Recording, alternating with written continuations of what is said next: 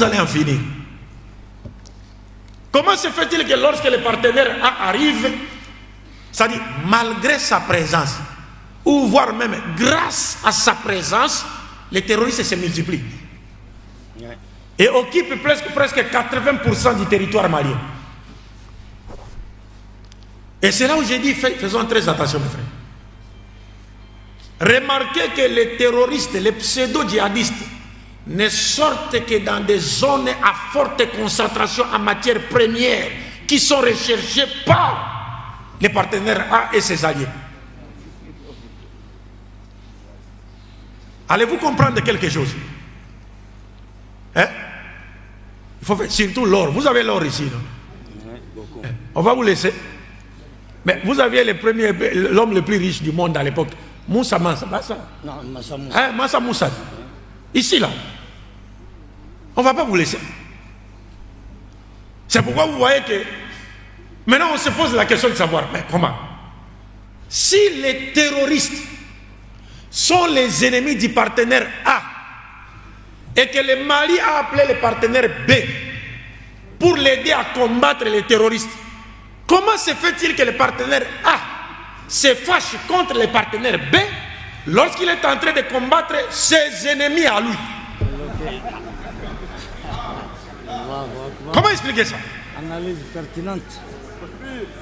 Oui, mais parce qu'il y a une équation qui dit l'ennemi de mon ennemi est Mon ennemi. Ah, mais comment se fait-il que l'ennemi de mon ennemi devient mon ennemi? Devient mon ami. C'est scandaleux ça. Scandaleux. Et puis il faut remarquer, quand le partenaire B arrive au Mali, le partenaire B dit donnez-moi seulement 6 mois. Le nouveau partenaire, il arrive au Mali et il dit aux Maliens, à travers le gouvernement de transition de son excellence Assimi Goïta, digne descendant de Soundiata Keïta. Et de Sounonguru quand tu ajoutes. Est-ce que vous comprenez? Alors, quand le partenaire B arrive, il dit donnez-moi seulement 6 mois.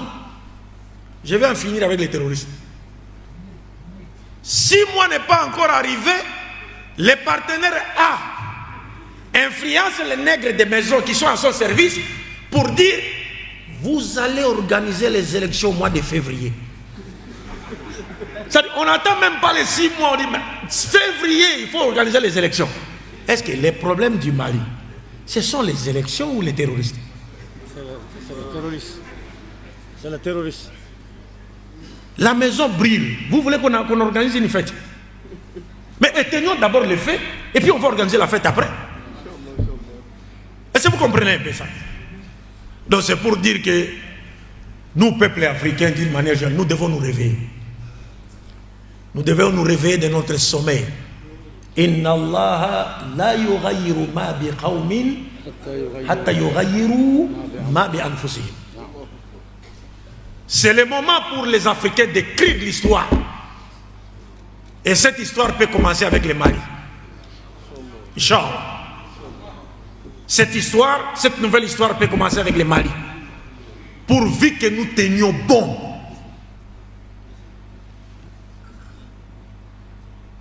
Vous savez, moi, c'est l'imam Idrissa peut-être qui va rentrer là-bas. Moi, je ne suis pas contre les dirigeants de la CEDEAO.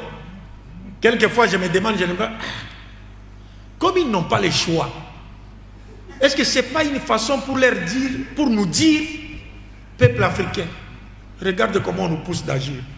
C'est à vous qu'il appartient de vous lever maintenant, parce que nous ne pouvons rien. Wallah, je me pose cette question-là. Parce que je ne peux pas imaginer un seul instant, Nana Akufo, qui est parti en France, qui a pris le micro de main de Macron, et qui lui a dit ouvertement qu'on en a assez. Nous en Afrique, nous avons des richesses. Depuis l'indépendance jusqu'à ce jour, nous n'avons rien. Pourtant, ce n'est pas à vous de nous donner de l'aide. C'est l'Afrique qui devait donner de l'aide aux Européens.